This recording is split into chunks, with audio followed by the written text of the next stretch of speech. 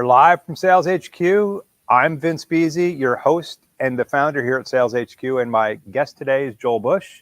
Hey, Joel, welcome to the show. Thank you. Glad you could make it today. You brought the great weather for us as well. Of course. I take it everywhere I go. We really appreciate that. Oops, as I drop my glasses. Just tell us what you're up to these days. What are you working on? So I'm working at RepSpark as the Chief Revenue Officer. RepSpark is a wholesale e-commerce platform. We work with around 225 brands, and we are what connects them with their wholesale network or their retail buyers. That's how they connect with all their resellers and the way that their sales reps write orders, the way their customers access inventory, product information, and place orders. So who would be some of your customers, for example? Yeah, so we've actually got a few that are local to us here in the Triangle. Peter Millar, Stitch was a customer.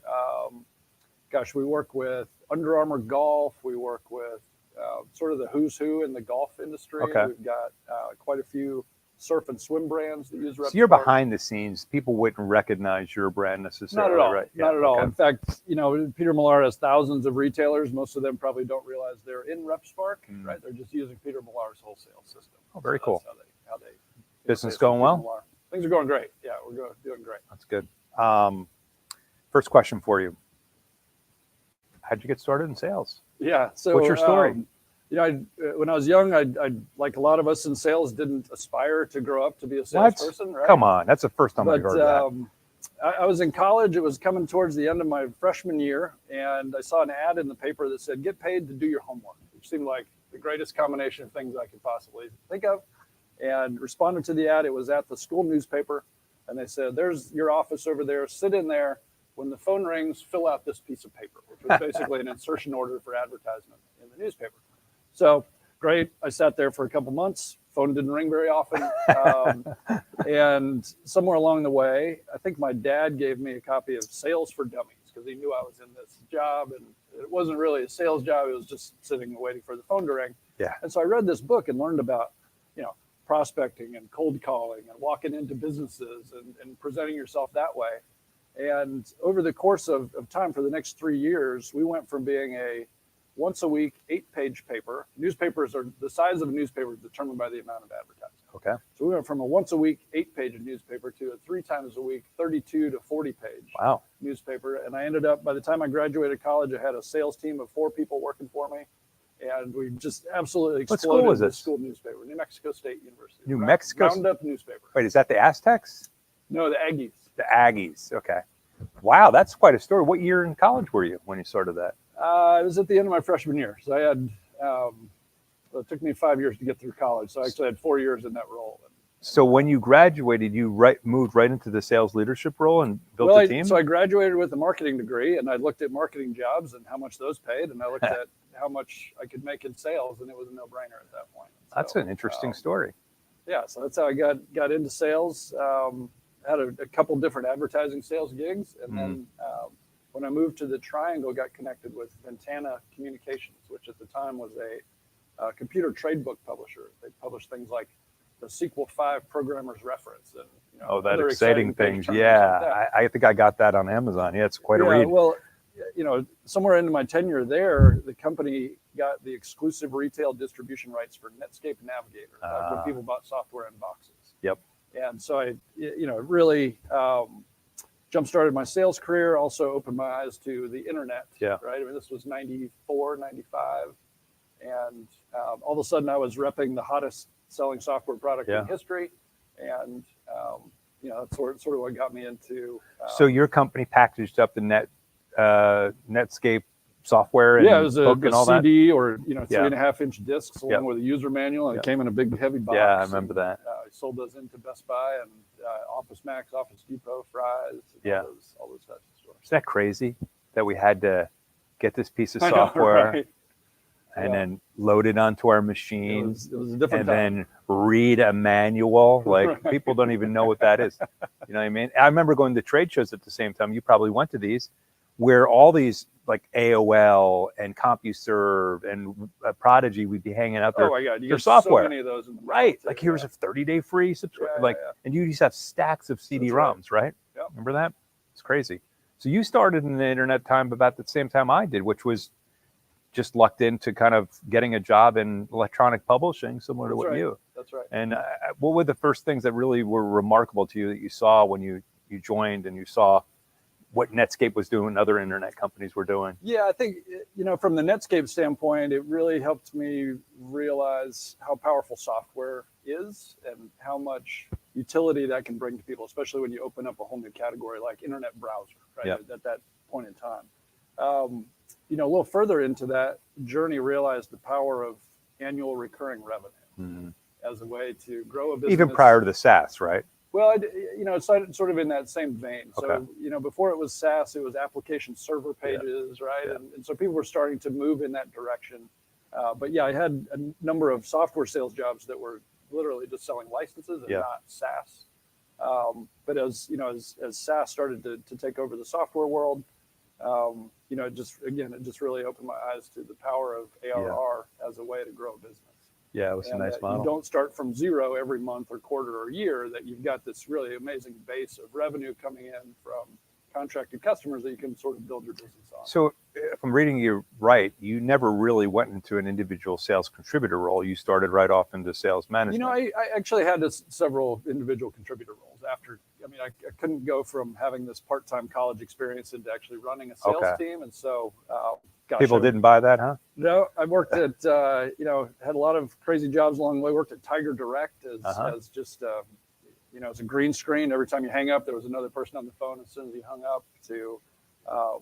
Got to work with Reed Conrad on extensibility, which was acquired by Tibco right at the turn of the century, about 2 days before the dot-com bubble burst. Yep. And the rest is history, man. I've worked on probably a dozen or more very early stage technology companies around the triangle. So you had success as an individual contributor. What drove you to want to be in sales leadership?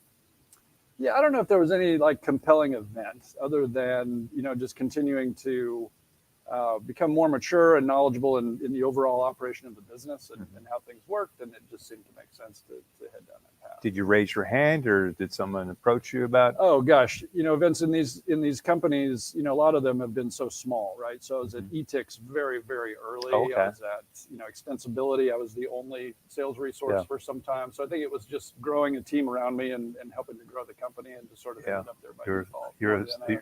You played individual contributor, sales leader, operations director, revenue ops, right? That's the thing in small companies, Yeah. right? You wear a lot of hats depending on the day of the week or the time of the day.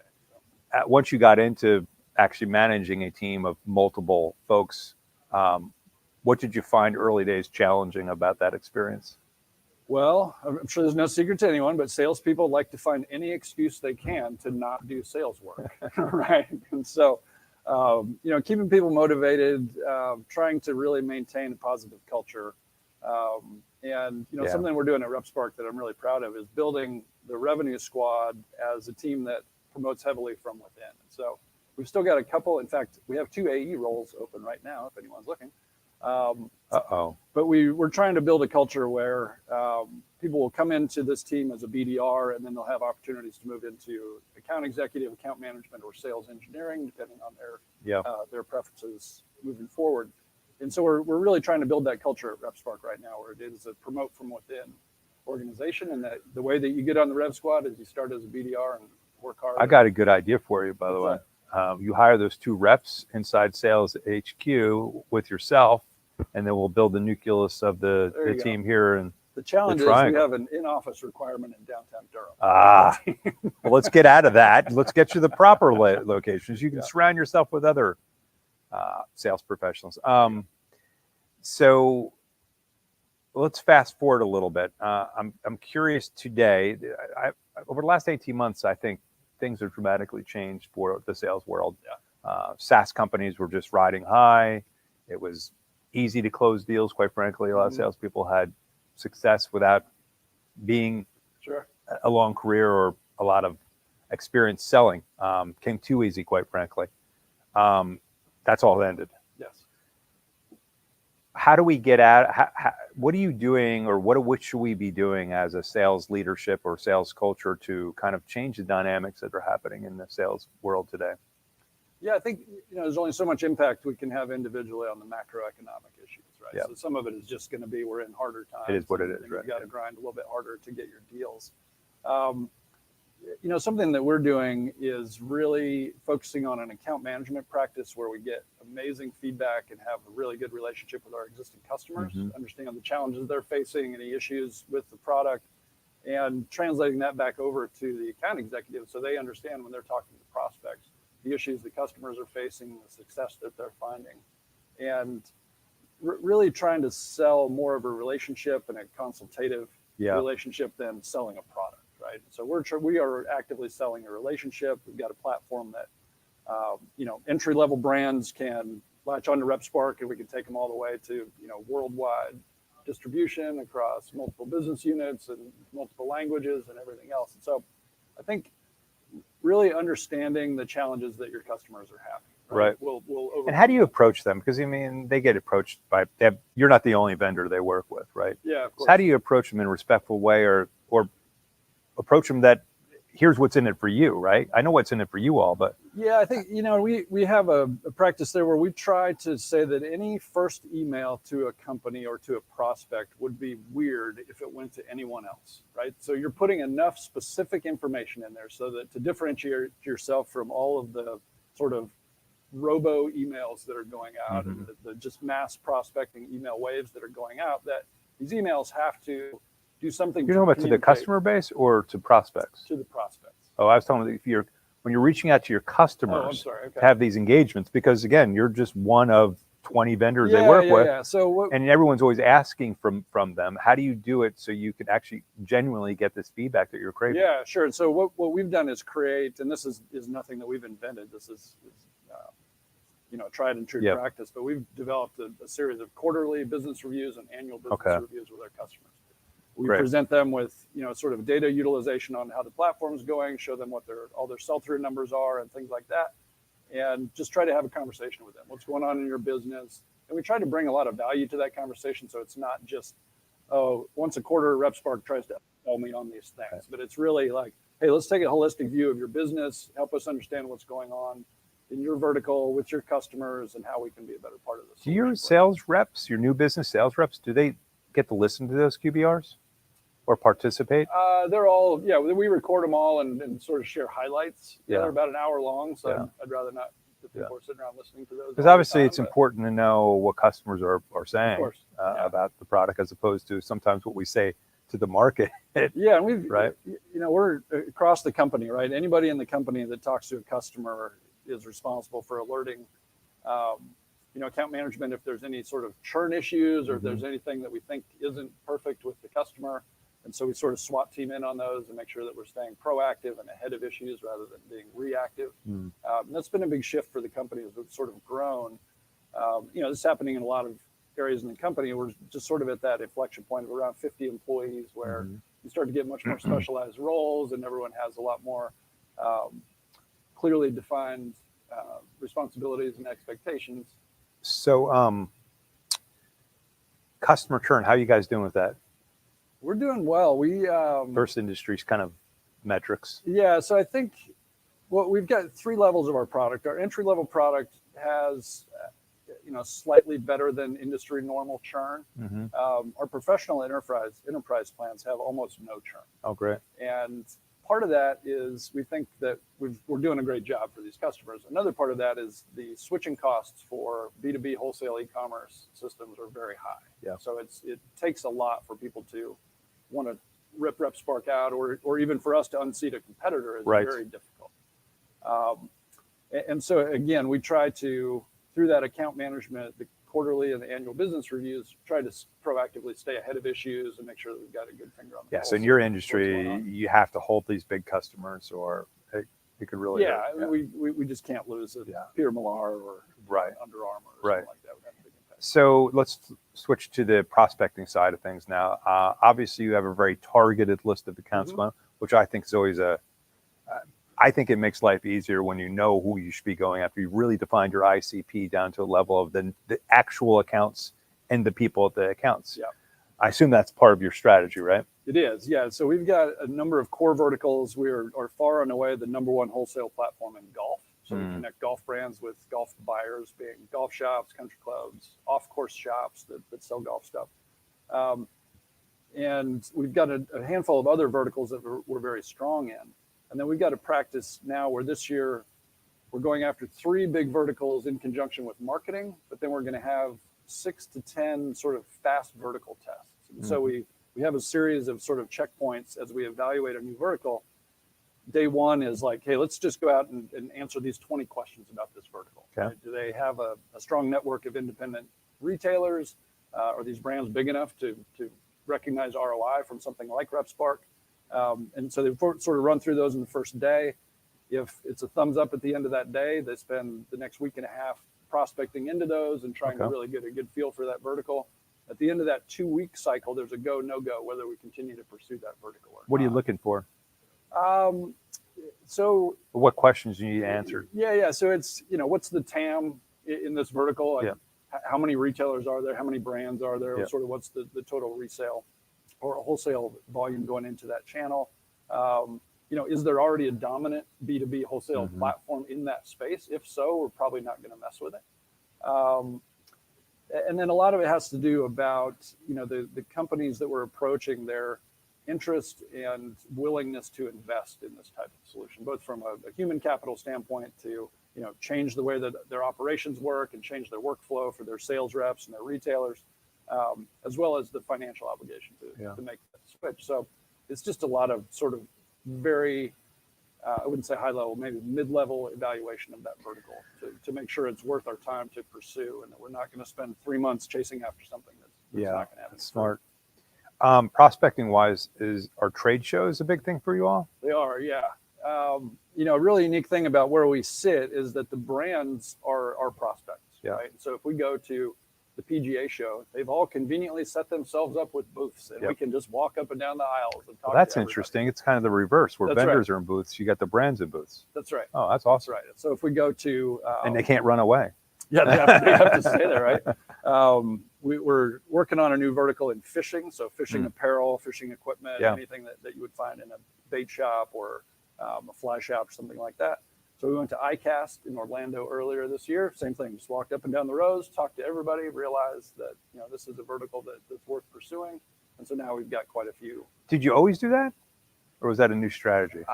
Well, obviously during the pandemic, there weren't trade shows, but yeah, I mean, the PGA show was still going strong during the pandemic. Didn't seem to be affected by it too much.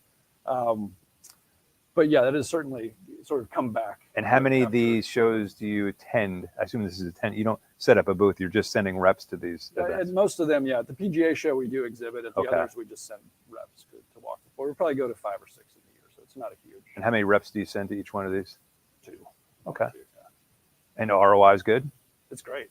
Yeah, I mean, it's basically travel and an admission ticket versus a booth and all the things. Do you hold a dinner or any kind of event at these things? We're sort of growing into that. We have so many high value customers at the PGA show that we'll probably start to do some side events at that in January. Outside of that, I'm always curious from a prospecting standpoint, what's working for folks. So what other channels are really starting the conversation for you all? In terms of verticals or? Just in form of prospecting. Oh, how we do our prospecting. Yeah. So, what's working with starting the conversation? Like you said before, it's fairly easy for us to identify prospects in our space, right? Manufacturers servicing whatever market it might be. We do fairly traditional outreach. We've got a BDR team that does an amazing job of booking appointments for the account executives. Within that BDR team, they've started to do all sorts of creative things. I've got one rep or BDR who has started to connect with brands through Instagram. Instead of coming into their inbox or leaving them voicemails, interacting with them right there, saying, hey, your brand looks like a great fit for what we're doing. Love to learn more about your wholesale practice. And, we booked quite a few appointments from that. Yeah, because your brands are all going to be on Instagram. They're going to be on TikTok. They're going to be on Instagram, right? Yes, Do absolutely. you use TikTok? I don't. I'm 53 years old, Vince. Hey, there's no age limit on TikTok, by the way. I don't think I don't think there's a cap on it. I guess I could. But are your sales reps taking advantage of TikTok as well? I assume so. Yeah. It's not something that we have. Isn't it interesting to think that these social platforms that were for building brand have turned into this really nice way to develop relationships, Yeah, and quite I think, frankly. Something we've found, particularly with Instagram, is that then they start to recommend other brands because that's what your profile, that's what the algorithm sees that you're interested in. And so they start to recommend, hey, here's 10 more brands you might be interested in. Thank you. Can you set up appointments for me? That's interesting. What about email? Is that working for you all? It does. Cold? It does. And I think going back to what I mentioned before is that we're not writing one email and bombarding the world with it. Yeah. We're having to write, bespoke emails to people. Yep. And I think that makes a big difference, right? Yeah. If I looked at our conversion rate from outgoing emails, it's probably, not outstanding. No one's is, yeah. We're doing enough outreach that it seems to be working. Does your marketing team do anything in regards to drip campaigns or newsletters or just informational? All the above. Yeah. So what we encounter quite a bit is companies where it's like there's an interest, they're definitely a fit from sort of the high level parameters of the business, but it's just bad timing. Yep. Right? They might be in a contract, or we might have reached out to them during their super busy season or whatever it might be. And so those go back into HubSpot and get marked in a way that marketing knows which drip campaign to enroll them in. Yeah. And that seems to work really well. So it sort of keeps the brand awareness going. It gives you that heartbeat of interaction with the prospect without wearing them down all the time. And then there's a calendar reminder to reach out at whatever time. And do you have traditional BDRs? We do. Okay. How many? 3 right now, about to be 4. And do they cold call? They do a lot. How's that working? Good. I think the phone is our most effective tool at this point. Because nobody picks up when you call. Which people don't get many calls anymore. They don't get a lot of calls. They for some reason these guys tend to get quite a few answers. How are you finding cell phone numbers? We use Seamless, which is accurate. Like Zoom Info. Yeah, it's hit or miss. Okay. Right? It depends on where the data came from, I think. But we've been through all of them. We went through Zoom Info, Apollo, and a couple others, and seem to be really happy with Seamless. Yeah, I get that same kind of response in regards to cold call. When you do it right, when you can get the right data, if you're not doing today, it's a missed opportunity because no one's hitting them as much on phone as they are on real-time interaction for 20 or 30 seconds with somebody, which is the trick of it is these people call, and then when someone picks up, they're so shocked that someone picked up, they're like, and then you're like, well, what do you want, dude? What did you think? I was in a meeting yesterday. It's funny. We're having a coffee meeting, and the guy goes, hold on, let me answer this. And he's one of those people that like to challenge salespeople. Oh, okay. So he answers it, and he's like, yeah, hello, how can I help you? He's like, dude, what do you want? You called me. What is it that you want? I'm willing to listen to. So the sales rep just went in and he goes, I don't need it. I'm good. Bye. But he gave him 60 seconds to be able to get out whatever you're going to get. So my point is to people out there listening, like people do pick up their cell phones, and don't be shocked when they do. Yeah, I think. And have whatever your first line is ready to go, because know why you're calling. Be ready. Because it's like I have to tell you when I answered the phone and they don't. It's like, what are you doing, man? Like, just let's go. I think in sales it's always worth sort of doing a review and making sure that you're still grounded in the basics, right? And Sandler, if no one's familiar with Sandler, they have some amazing cold call scripts to get you through that first 20 seconds, which is basically like, hey, thanks for answering. Can you take 30 seconds and let me tell you why I'm calling? So I tell you, I hate that. I hate that one, which is, do you have 5 minutes from now? Because if you ask me if I have a time right now, I'm going to say absolutely not. No, I don't. Right. Don't ask me. Just go, man. Hey, it's Joel. I'm calling because I saw you guys use this thing and we do this thing so much better, and we're helping our clients do that. Pause. We help people sell more. Do you need that? Pause. Let them respond. No, I don't. Why wouldn't you? You know what I mean? Like sales is easy if we break it down. It's a series of questions. That's it. And it's either people are interested with these questions and participating, or they're not. I think you raise a great point that it's really important to listen, right? You have to ask questions and then you have to listen. Yep. I like the 80-20 rule in terms of communication on on both cold calls and when you're doing discovery, right? If you're talking more than about 20% of the time, you're talking too much. I mean, you should be hearing all of the problems and issues and challenges your prospects are facing, and then figure out how your problem. I will say, and I'm going to date myself, but I think this is a authentic statement. I think the younger generation, because they're so used to the texting and just messaging, a way of communicating, even with their friends and family, that the art of conversation, or at least starting conversations, is a little bit more awkward for them. So I could say it could be very nerve-wracking, but the only way to break through that is practice, practice, practice, right? Like the only way you're going to get better at that is either you role play with your peers, or you just start doing it and get better at it. Everybody universally sucks at it when they first start doing it. That's right. And again, all your sales skills, we've got to constantly be brushing those up, make sure we're staying grounded in the principles that got us to that point. And I think it's real easy to get off on tangents and sort of lose your way and not stay focused on solving problems for people. The one thing I found in both email and in voice prospecting is opening with a thought-provoking question that could be a yes or no, because you're trying to get to the next question, or some thought-provoking question. Because I think it does a number of different things. One, it's if the question is the right question. For example, when I'm going to approach a person or a leader about Sales HQ, the first question I ask is, I'm curious, is you or your team fully remote today? And that's fairly much a yes or no. Sometimes it's a maybe, but I'll get response to that 67% of the time. Really? Yes. Because how hard is it to answer that question? Yeah.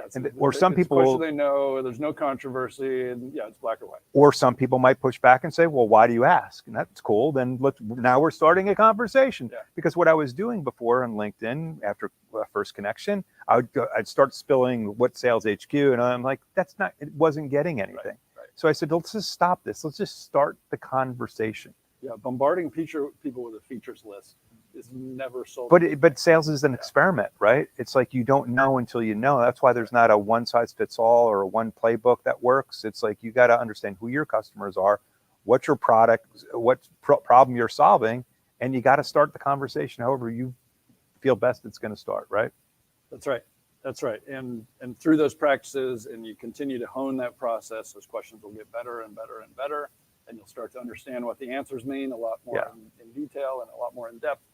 I think having a series of really good questions, whether it's on a cold call or in your discovery meetings, is critically important.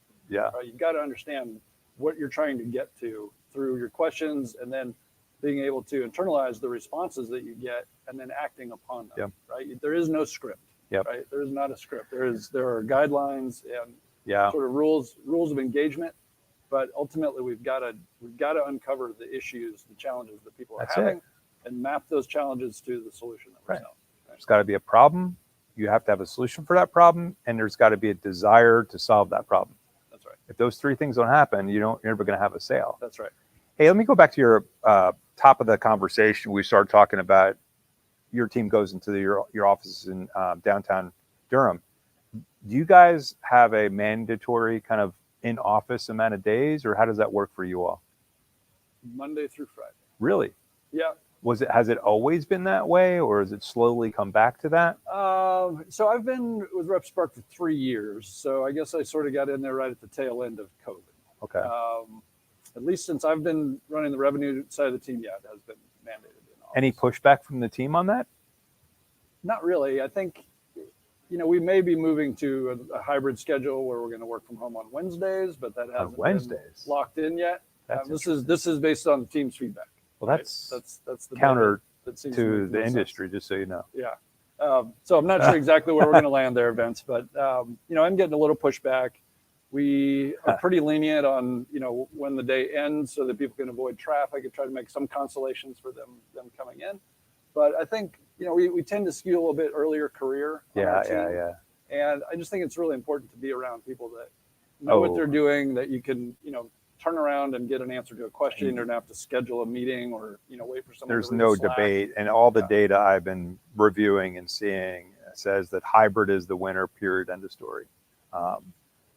people that are in, regardless if you're in sales or not in sales, people that are in a hybrid office, some portion during a week, 1, 2, 3 days, whatever that is, will outperform those that are fully remote Okay. or fully in the office, Really? by the way. Okay. This is a HubSpot Just send me study. that. I wanna- HubSpot study. I will Okay. send it to you. Yeah, I'd love to see it. And so what the trends are also showing is that most companies are tending to be in the office Tuesday, Wednesday, Thursday, Okay. with Monday and Friday a work from home day. Okay. Here in Sales HQ, interestingly enough, I did a survey and asked people which days of the week do you prefer to come in? Because obviously it's flex, you come in whenever you want. Mm-hmm. They said Wednesday, Tuesday, Thursday, top 3 in that order, and then Monday number 4 and Friday number 5. So I then looked up the data versus they say this, but is that true?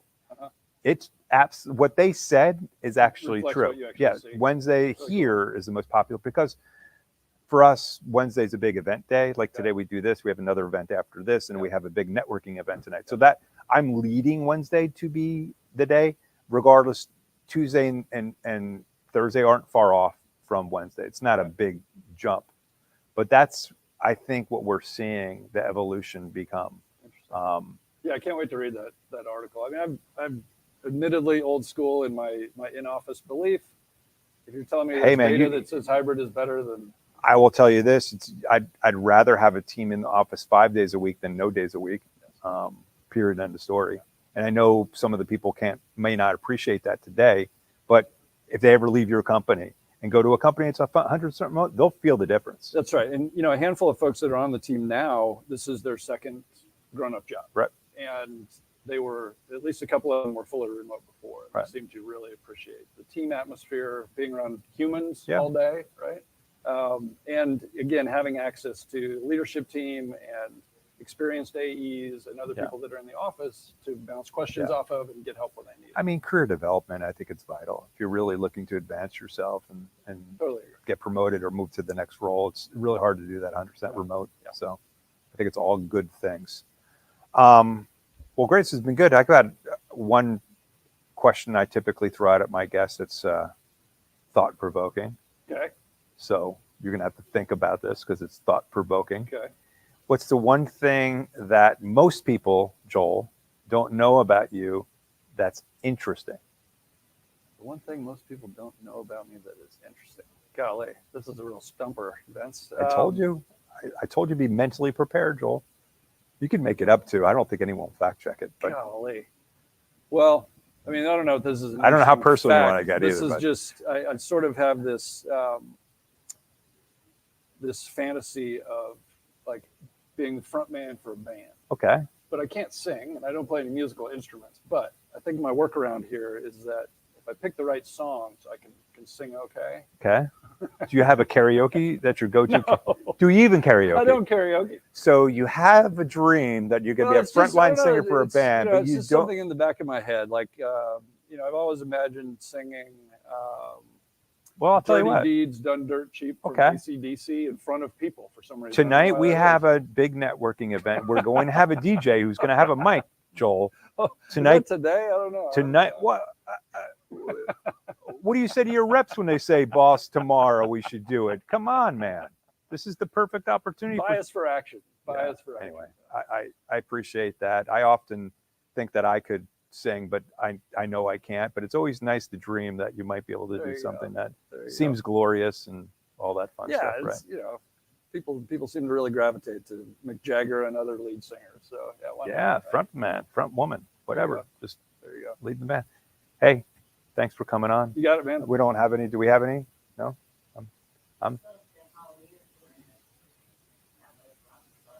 I definitely could. We have so much fun at Halloween. We're in the neighborhood where all the kids Are you the parents that dress up? Oh yeah, we have. Okay. We have turned it into an event at our place. Oh, we cool. had the Treatomatic 5000 a few years ago, which is a bunch of cardboard boxes. It was during COVID, so we had this PVC tube that we dropped the candy in, and it go down really? and fall out of the. Oh, you're a fun house. We had.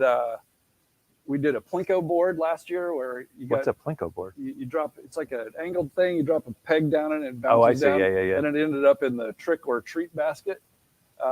We did a spinning wheel a couple years ago to see what kind of candy you got. Well, I'm going to come over to your house this Come year. on over, man. You'd be ready to wait in line. There'll be about 50 kids. A line? Yes. Are you charging for the candy? Jeez. And you're not giving out apples or anything nonsense like that, right? No. We give good candy, and there's always some sort of entertainment. Man, that's awesome. Joel, thanks for coming on, man. That's Appreciate it. Man. Thanks. Till next time, Sales HQ.